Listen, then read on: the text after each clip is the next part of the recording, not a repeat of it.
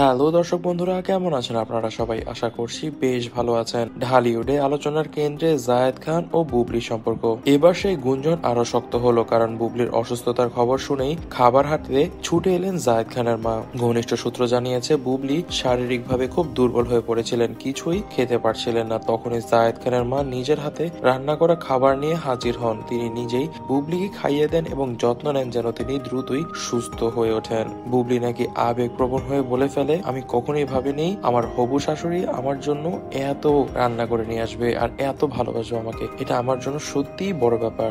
জানা যাচ্ছে বুবলির জন্য জায়েদ খানের মা অনেক পদের খাবার নিয়ে এসেছিল, যার মধ্যে ছিল স্যুপ, খিচুড়ি সহকারে গরুর মাংস এবং বিভিন্ন মিষ্টির আইটেমও। এছাড়াও তিনি বুবলির জন্য ডাব নিয়ে এসেছিলেন যেন বুবলির শক্তি বৃদ্ধি পায়। তবে জানা যাচ্ছে বুবলিকে জায়েদ খানের বউ হিসেবে তিনি অনেক আগে থেকেই গ্রহণ করে নিয়েছেন, এখন শুধু আনুষ্ঠানিকতার অপেক্ষায় আছেন তারা। বিষয়টিকে নিয়ে জায়েদ খান বলেন, আমার মা সবসময় বুবলির পাশে থাকেন, তিনি বুবলিকে খুব পছন্দ করেন, তাই স্বাভাবিকভাবেই তার যত্ন নিতে ছুটে এসেছেন তিনি। এই ঘটনার পর থেকে নেটিজেনরা কিন্তু বারবারই বলে চলেছেন খুব শীঘ্রই হতে চলেছে বুবলি এবং জায়েদ খানের বিবাহ।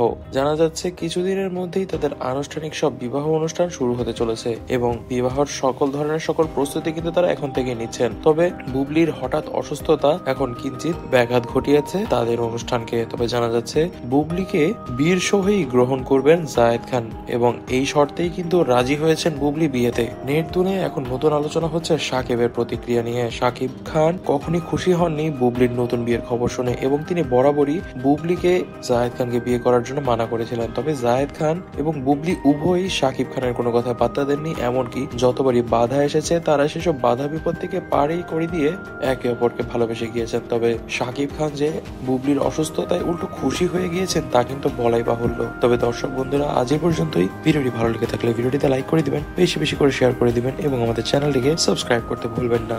ধন্যবাদ।